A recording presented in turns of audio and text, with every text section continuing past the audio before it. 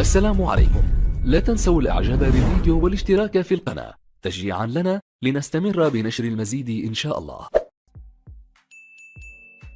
السلام عليكم ورحمة الله وبركاته. أهلا بكم مع موعد مباراة الأهلي اليوم مع حرس الحدود في الدوري المصري الممتاز والقنوات الناقلة والتشكيل المتوقع لفريق الأهلي في مباراة اليوم، وإليكم تفاصيل هذه المباراة ولكن بعد هذا الفاصل.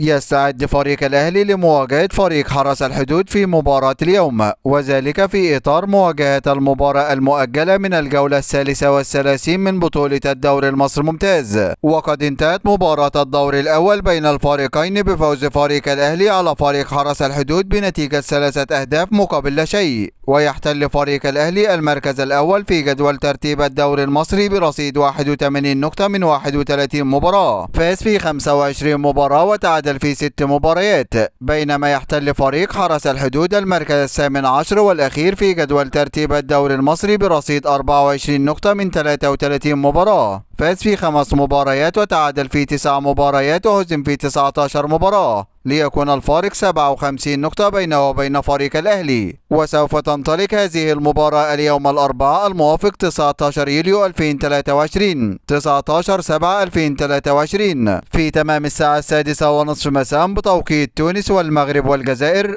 7:30 مساء بتوقيت السودان وليبيا وفلسطين، 8:30 مساء بتوقيت مصر والسعودية وقطر والعراق واليمن وسوريا، 9:30 مساء بتوقيت الإمارات وعمان. وسوف تقام هذه المباراة على ملعب استاد القاهرة الدولي، وسوف تنقل هذه المباراة عبر قناة اون تايم سبورت 1 بصوت المعلقين محمد الكواليني وطارق حسن. وإليكم الآن التشكيل المتوقع لفريق الأهلي في مباراة اليوم. في حراسة المرمى علي لطفي، وفي خط الدفاع محمد هاني ومحمد عبد المنعم وياسر إبراهيم وعلي معلول، وفي خط الوسط اليو ديانج ومروان عطية ومحمد مجدي أفشة، وفي خط الهجوم حسين الشحات وبيرسيتا ومحمد شريف. هذا كل ما لدينا عن موعد المباراة، وانتظرونا في موعد مباريات قادمة بإذن الله تعالى، ولا تنسوا دعم الفيديو بلايك والاشتراك في القناة وتوقع نتيجة المباراة في التعليقات أسفل الفيديو. دمتم في أمان الله، والسلام عليكم ورحمة الله وبركاته.